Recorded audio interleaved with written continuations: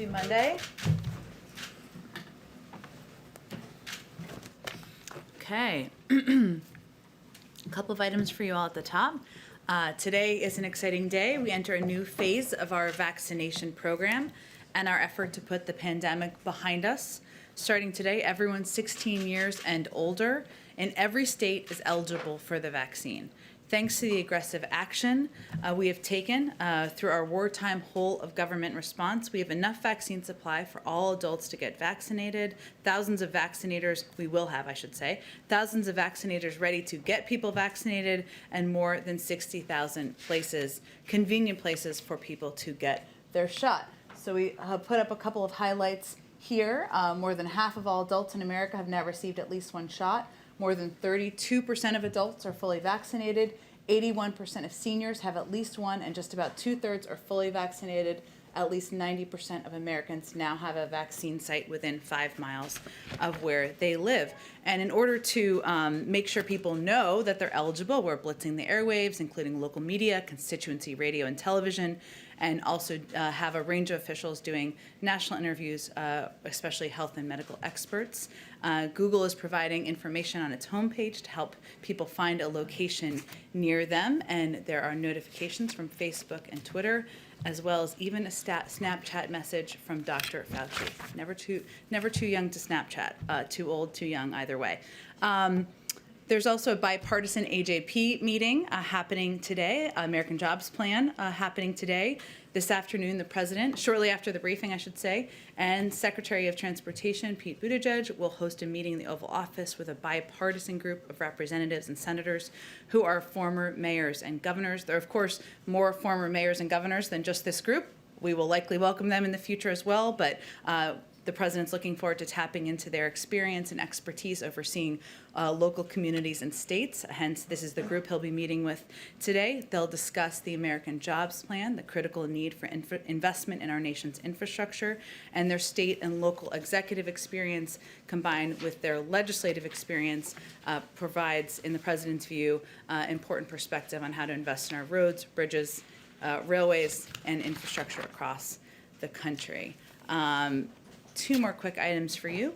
Today we congratulate the men and women of NASA and the Jet Propulsion Laboratory for yet again making history in outer space. The space agency's aptly named Ingenuity helicopter lifted off of Mars early this morning, performed the first ever powered flight on a world beyond Earth. And this brief flight now paves the way for more extensive exploration down the road. Future Red Planet missions could include choppers as scouts or data collectors. Very exciting. Finally, today the Department of Housing and Urban Development is announcing the obligation of $8.2 billion in community development block grant mitigation funds for Puerto Rico, along with the removal of onerous restrictions unique to Puerto Rico that limit the island's access to these funds that were allocated following Hurricane Maria in September. And these actions are the latest in an ongoing whole of government effort to support the island's recovery and renewal. Jonathan, why don't you kick us off? Thank you, Jen, and happy Patriots Day. I know you're a New Englander, so. Yeah. In terms of two matters for you, one domestic, one foreign, starting here at home. The nation is obviously watching right now the closing arguments in the Derek Chauvin trial in Minnesota, and I was hoping you could please walk us through what the federal level of preparedness is right now for a verdict that could be coming in a matter of days. What sort of coordination is there with states, not just in Minnesota, but elsewhere, if there are indeed will be perhaps unrest one way or the other after the riot. Could you walk us through conversations being had with local officials, mayors, governors, and so on? Well, first let me say, as you all know, the jury is deliberating. We'll come back with a verdict, or they will be deliberating, I should say, after the closing arguments today. They'll come back with a verdict, and we're not going to get ahead of those deliberations. I'm not suggesting you were asking that, but I just wanted to restate that. What I can say is, broadly speaking, we are in touch with mayors, governors, local authorities. Of course, our objective is to ensure there is space for peaceful protest, that we continue to convey that while this country has gone through an extensive period, especially the Black community of pain, trauma, and exhaustion as we've watched these, not just the trial, but of course additional violence against their community over the past several weeks. It's important to acknowledge that and elevate that at every opportunity we have. But in terms of your question, Jonathan, we're in touch with local authorities, we're in touch with states, with governors, with mayors, and certainly, we will continue to encourage peaceful protests, but we're not going to get ahead of the verdict in the trial. Is there recommendations about in terms of the National Guard and deployments? Have there been conversations about that? There's a range of conversations about how to ensure that no matter what the outcome, there is space for peaceful protest. But of course, we'll let the jury deliberate, and we'll wait for the verdict to come out before we say more about our engagements. Okay. And the other matter, Alexei Navalny, obviously in a Russian prison. There are reports today that he has been removed to a hospital for medical treatment after the hunger strike he has been on. Can you provide us the latest in terms of what the White House has heard about how he is doing, and if you believe this is an acceptable motive, if this is enough care for him, and what sort of conversations are being had right now with the Russian authorities as to that situation? Well, first, I expect today, if not now, our national security advisor is going to have a conversation with his counterpart, and we'll have a readout of that once that's concluded.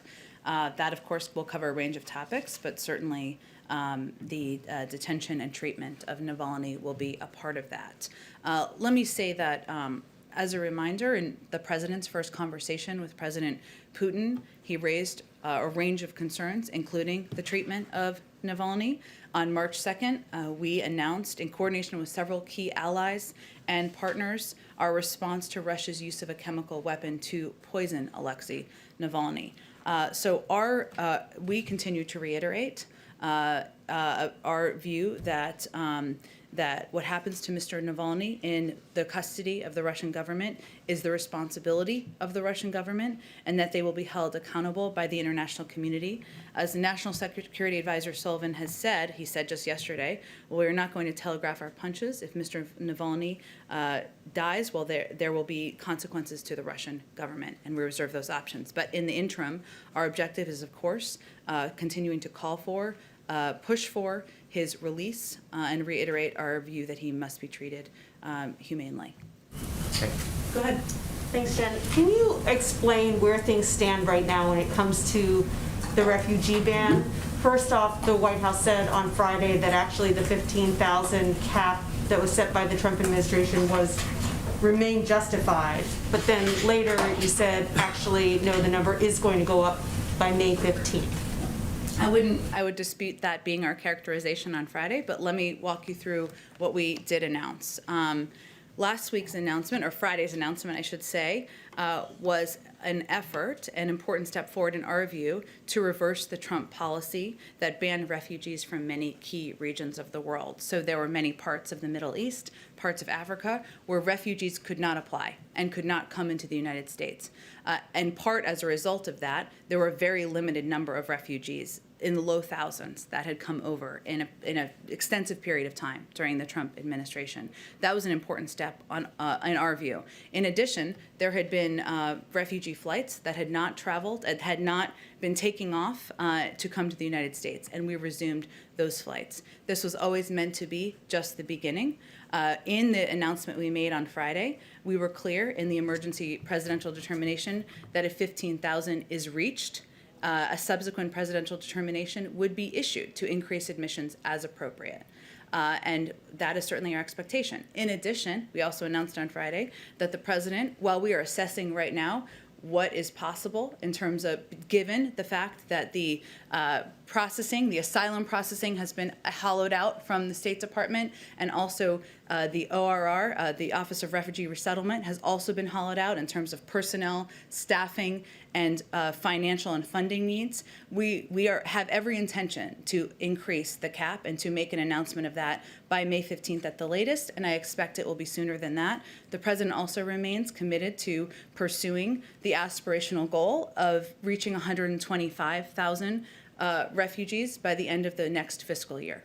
And what role has the situation at the border, which the president called a crisis, this weekend, what role has that played in decision-making around the refugee cap?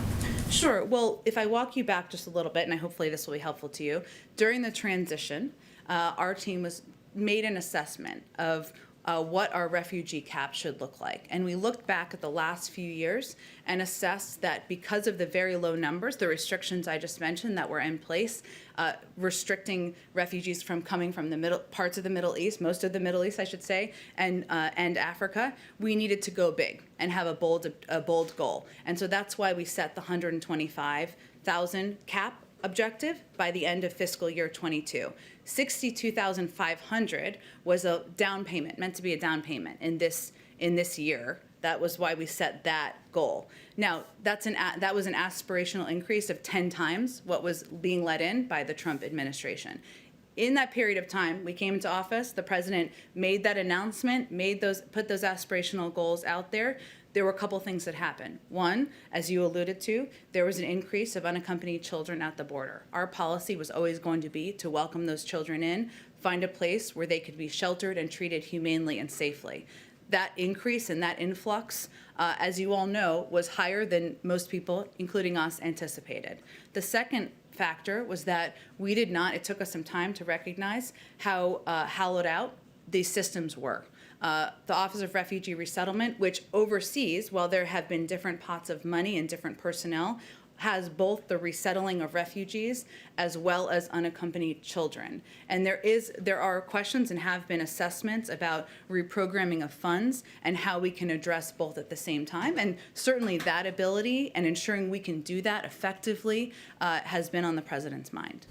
And then finally, on a somewhat related matter, the president has said that climate change is one of the factors that has created this surge at the border, but there are no Central American countries that have invited to the climate summit that the White House is putting on.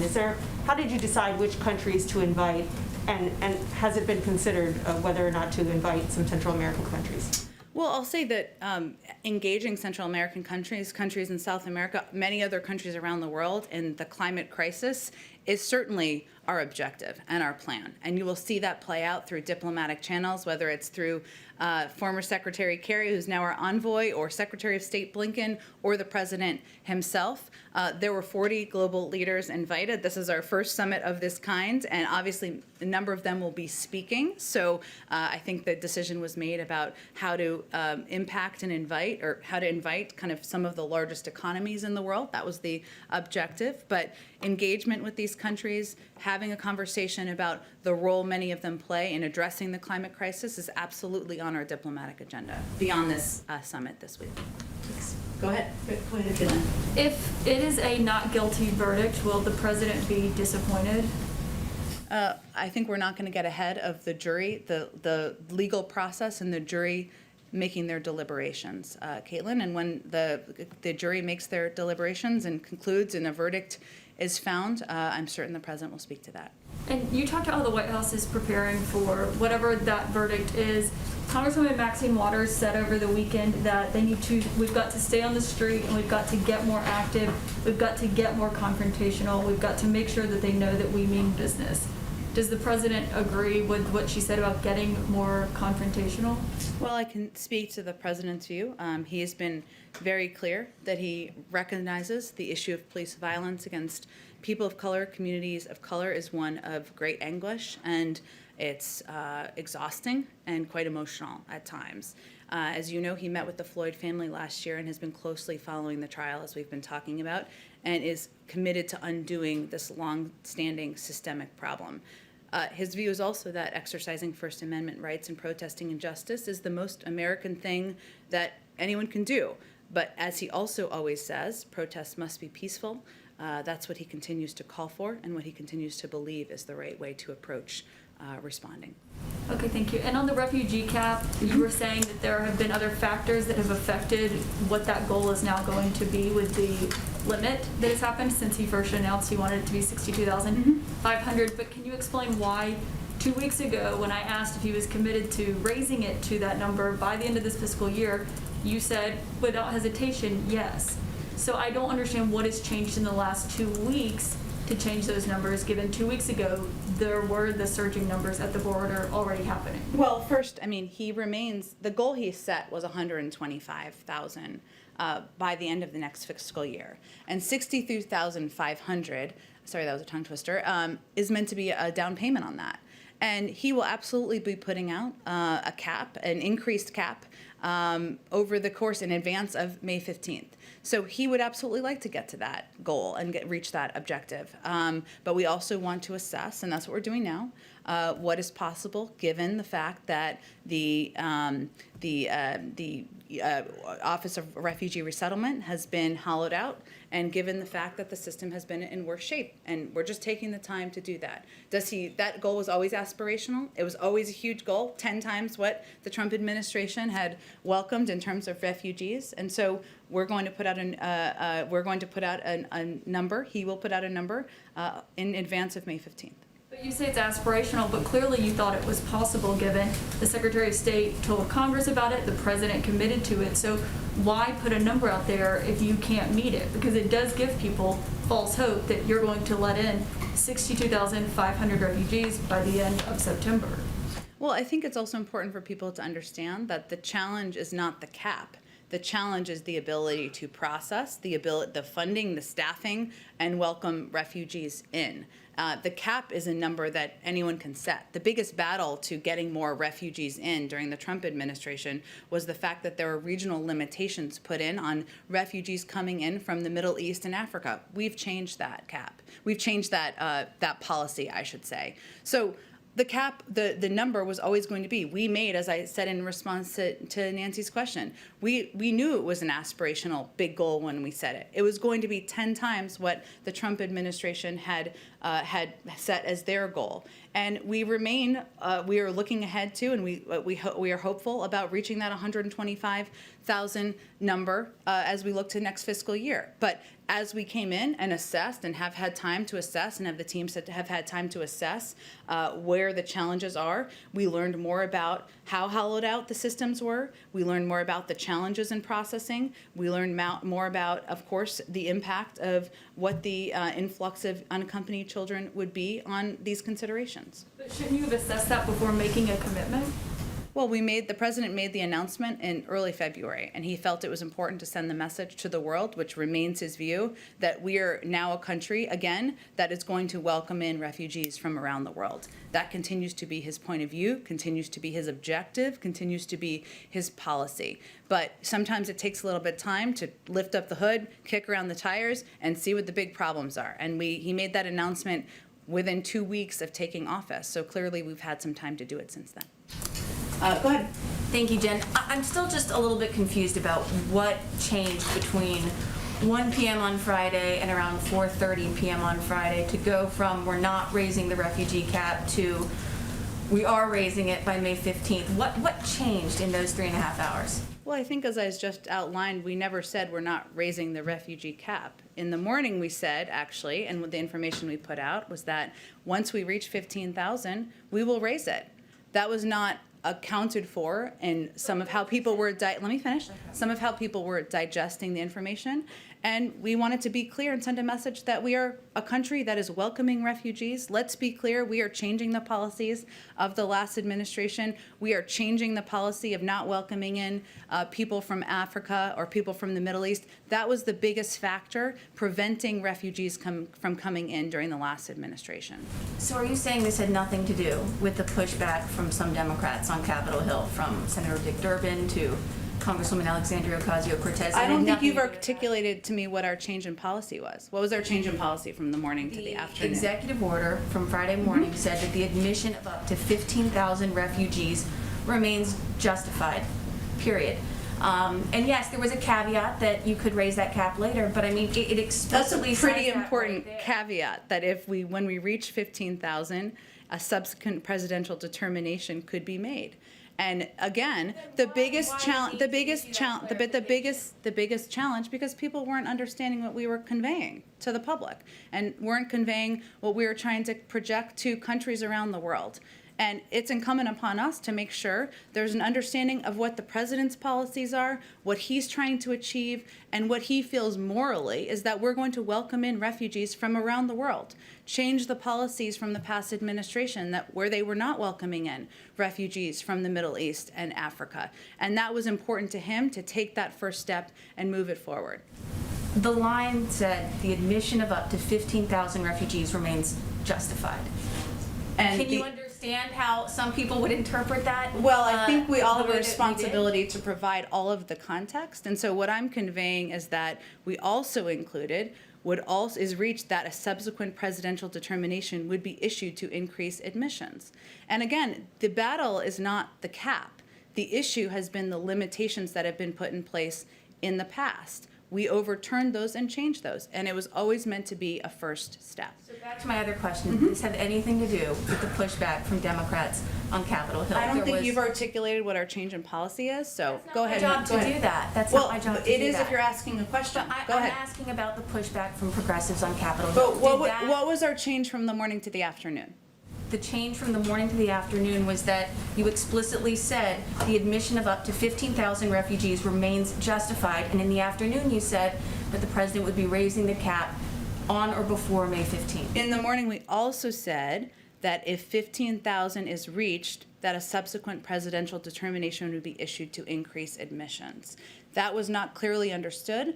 We felt it was incumbent upon us to make sure people understood and were clear that our objective was to welcome in more refugees, and we remain committed to our goal. And I have go ahead. one more question. Sure. President Biden over the weekend called what happened at the border a crisis. Is that now the official White House position, that there is indeed a crisis at the border? Well, let me first say that we have made some progress in moving children from out of Border Patrol facilities into shelters. Nearly 1,000 unaccompanied minors were transferred out of CBP facilities and into the care of Health and Human Services just this weekend. We still have a lot of work to do, but that is a step forward in our view. The president does not feel that children coming to our border seeking refuge from violence, economic hardships, and other dire circumstances is a crisis. He does feel that the crisis in Central America, the dire circumstances that many are fleeing from, that is a situation we need to spend our time, our effort on, and we need to address it if we're going to prevent more of an influx of migrants from coming in years to come. Go ahead. Thanks, Jen. The readout from Jake Sullivan's call just hit a little bit ago. Timely. But it didn't mention Navalny, and the Russians, of course, last week said that President Biden didn't mention him in their call. Any reason why his name hasn't been in the readouts?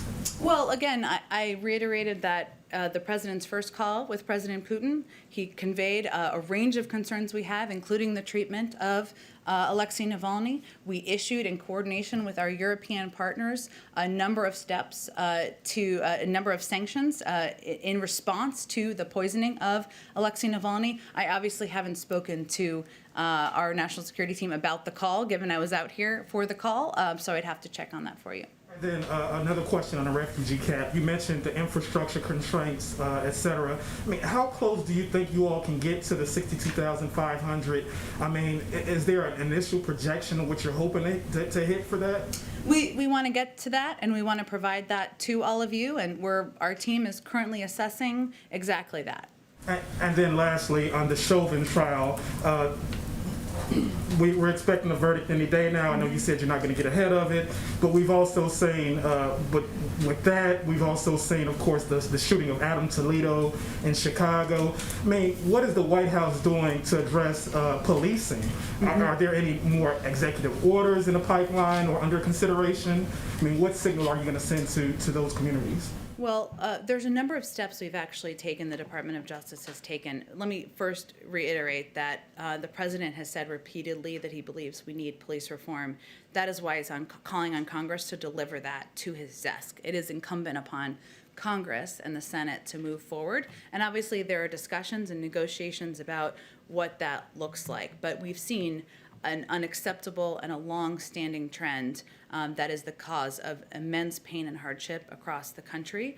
During the campaign, former Vice President Biden emphasized the importance of the Justice Department using the authority he spearheaded as a senator to investigate systemic police misconduct. And there are a couple of steps that have been taken in recent weeks. Last week, Attorney General Garland reversed a Trump administration memo that limited the use of consent decrees with respect to investigation of police departments, and reversing the prior memo returns DOJ to the use of all civil rights enforcement tools it has for its crucial work. The president also pledged to appoint DOJ leadership that would prioritize pattern or practice investigations. That would, of course, ensure there were that investigations into racially unfair and inappropriate conduct were taken seriously and prioritized. And he has two critical nominees pending who would do exactly that: Vanita Gupta to be Associate Attorney General and Kristen Clark to head the Civil Rights Division. He also, of course, firmly supports the George Floyd Act. As I've said, he believes there's definite urgency at this point in time, and will continue to convey that. I'd also note our initial budget calls for increasing funding for the Department of Justice's Civil Rights Division by millions of dollars in order to advance accountability and reform for abusive police practices. And finally, multiple states have enacted bipartisan policing reform statutes in recent months. And we believe that those are encouraging signs in some states of the country. It's not the only thing that needs to happen. We need federal legislation, but that's also something we certainly haven't been encouraging. One last question domestically, if I may. Is the White House committed to including the $400 billion for elder care in the AJP package? The caregiving proposal we have in there, obviously we believe that is important, imperative, and that will help address what we see as a caregiving crisis in our country, where 2 million women have left the workforce. A lot of those women have done so because they are in what many call the sandwich generation, where you're caring for elders and you're also caring for children. Also, the caregivers themselves are only being paid about an average of $11 an hour. That's completely unacceptable. That's why we proposed that in that package. There will be a range of views. There are a lot of members who are absolutely for that and adamant that it should be included. There are some who don't feel that way, so we'll have the conversation. More of those are happening this week, and we'll go from there. Could it slip into the next package just to make it more palatable for this one to pass? You know, it's a great question, but we're not quite there, and the mechanics or the mechanisms for what different components will be how they will move forward on the Hill. We're eager to have those conversations with leaders in Congress. Go ahead. Thanks, Jen. India is facing a critical shortage of raw materials necessary to make vaccines, and officials there are urging the U.S. to lift the U.S. embargo of exporting those raw materials. My colleagues in India are reporting today that the Biden administration recently told India that its request was being considered and would be acted, in quotes, at the earliest. Could you provide some more details on that, maybe some timeline? Sure. So Ambassador Catherine Tai, of course, gave some remarks at a World Trade Organization virtual conference last week, and she highlighted a couple of points, I should say, that are very representative of our view. The significant one being the significant inequities we are seeing in access to vaccines between developed and developing countries are completely unacceptable. Extraordinary times require extraordinary leadership, communication, and creativity. We are, of course, working with WTO members on a global response to COVID. That includes a number of components, whether it's $4 billion committed to COVAX, or discussions about how we can aid and assist countries that need help the most. But our focus is on determining the most effective steps that will help get the pandemic under control. We don't have anything further in terms of next steps or a timeline, but we are considering a range of options. I did a quick review of the president's daily schedule, and I found that the White House had 38 listings that dealt with the COVID pandemic. Mm-hmm. You conducted 32 COVID press briefings, 20 items dealing with the economy and jobs, 6 on infrastructure, but just 2 on guns. Mm-hmm. 1 was happenstance in Georgia. You know, if the daily schedule represents a public expression of the White House's priorities, why shouldn't we conclude that the guns and violence is not a top priority? Well, having played some role in some White Houses on the daily public schedule, I will tell you that it often includes the issues that the public, one, has the appetite most to hear updates on, and certainly the COVID pandemic is front and center for people across this country. for understandable reasons. More than 550,000, more than 560,000, I believe, people have died. People are worried about their loved ones, their family, and they want to hear more on what we're doing. I will say that there are also some discussions and policies, and to go back to an earlier question, the discussions about Alexei Navalny in a separate category are actually an example of this as well, where conversations in private can be more effective. And on guns, there's no confusion about where the president stands on guns. He spoke to this issue quite passionately on Friday. He's been an advocate through the course of his career for decades, not only verbally, but he's led the fight to get background checks in place, to ensure the assault weapons ban was placed, to led the effort to get almost 24 executive actions in place during the Obama-Biden administration, and just announced a few recently. There's no confusion about his view. The American public also supports background checks more than 80%. So I would say that this will continue to be a central focus of his presidency, of his time in public office, and he will use every lever he can to get it done. But I wouldn't confuse public speeches for what actions or commitment he or any president has to an issue. One other quick question. There's increasing evidence that methane emissions are much higher than what's been accounted for.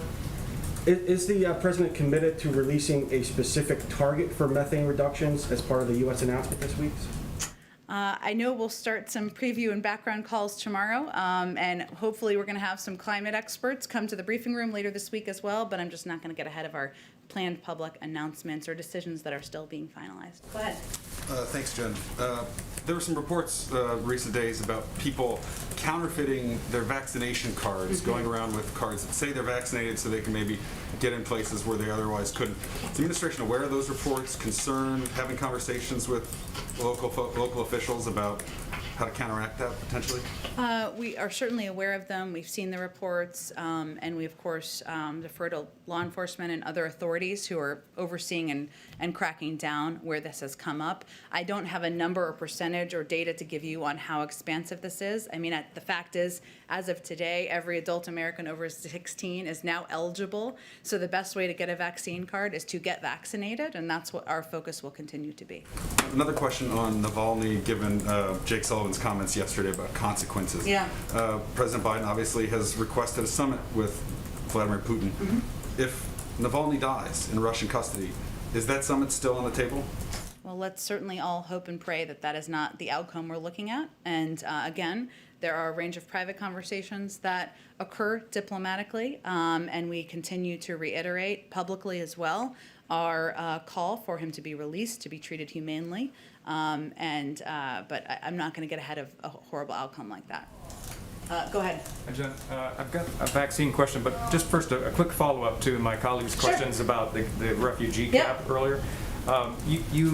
You said that the issue about the cap statement on Friday was not clearly understood by some people. Would some of the president's Democratic allies on the Hill be some of those people that did not clearly understand?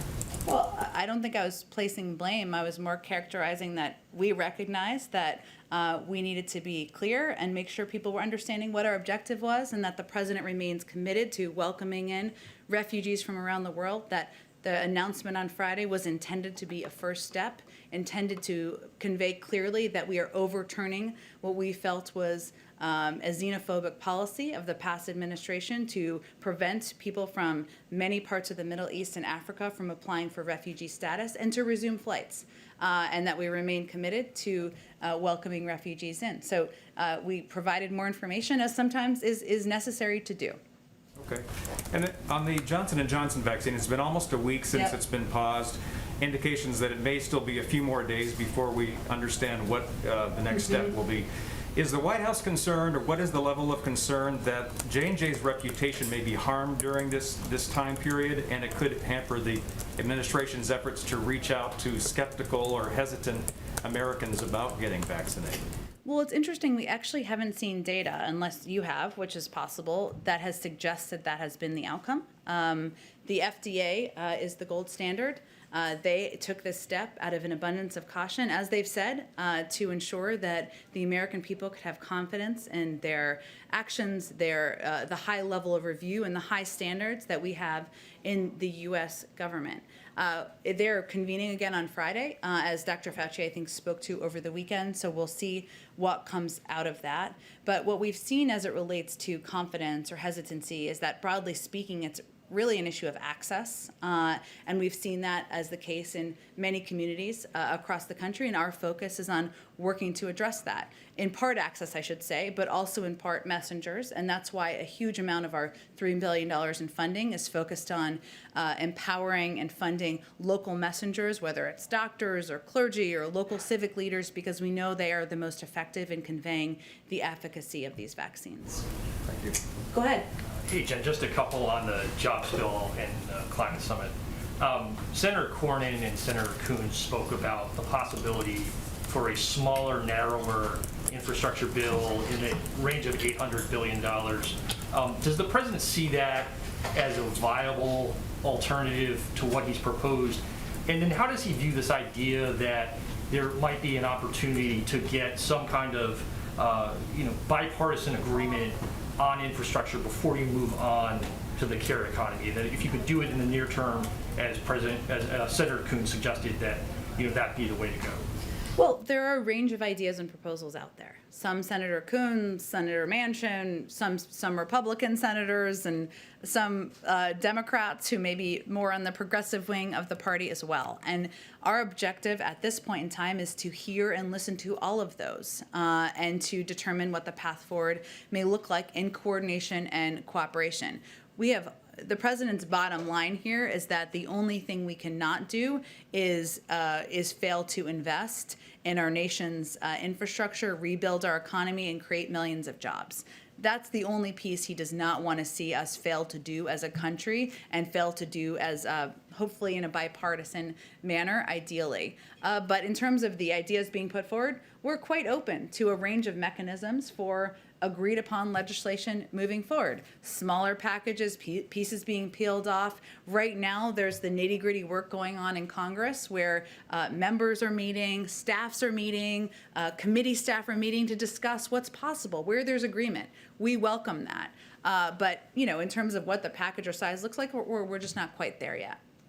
On the climate summit, I know you don't want to get ahead of the decision on emissions targets for 2030, but broadly, how is the administration thinking about striking the balance between a target that's aggressive and that will meet the needs of the demands of climate change versus ones that may not be achievable and could lead job losses in the next 10 years? How is the president looking to strike that balance? Well, the president believes that green jobs are jobs, right? I mean, they are a way to invest in and this is very central to the American Jobs Plan. And when we talk about the climate summit and how we're thinking about setting these targets and how we're going to achieve them, a big part of that is investing in areas of our economy where they're industries of the future, where we can create and build out industries and create jobs where we're also able to meet our targets that we'll set. So he thinks of them as in lockstep, and that's one of the reasons why when he put out his climate plan during the campaign, he had labor leaders and climate advocates meet together and discuss how we could work together on a path forward. But if you look at areas like electric vehicles or weatherizing infrastructure, these are areas where there's a alignment on they're creating jobs, they're investing in industries, they're putting people back to work, and they're also doing it in a way that is helping us reach our climate targets. Can I just do one more? Yep. Just to follow to Nancy's question. You mentioned the Office of Refugee Resettlement that it's exhausted its funding. Do you expect the administration to ask for some type of supplemental for that office in the next few weeks to help them meet their demands? I would say the first step, there's some considerations of reprogramming funding, which is, of course, a factor internally. But I'm not aware of an intention to request additional funding. I can check and see. Obviously, we'll put out our budget that is forward-looking in May. But in terms of, I think you're asking about an emergency supplemental, I'm not aware of that consideration, but I'll check on that for you and others who I'm sure are interested. Can I jump in real quick? Are we still on track for the 1 o'clock presidential meeting, the pool call? Yeah. Oh, Okay, yes. so you, Okay, we're almost wrapped here. Let's just go to one in the back. Go ahead. Sorry, wait. Thanks. Just I was not paying attention to the time. Thank you for the reminder. Go ahead. Just a couple quick ones. On Johnson & Johnson, between the pause and then the issues at the Baltimore plant, is the administration still expecting Johnson & Johnson to be on track to deliver its promised amount of doses by the end of the month? Well, I think the next step with Johnson & Johnson is for the FDA to meet and determine what the considerations are for the path forward. As we look at our own preparedness here, we have ordered enough supply to ensure we can meet the demand by the end of May, and enough supply to vaccinate every adult American by the end of July without Johnson & Johnson. So that's where our objective and our focus remains. Pfizer has also announced that they are going to try to expedite some of their production as well. But in terms of Johnson & Johnson, the next step is really Friday and whatever comes from there, and we certainly will refer to the FDA. I'm sorry we have to wrap up because you guys are gathering in about 30 seconds here, but thank you everyone so much.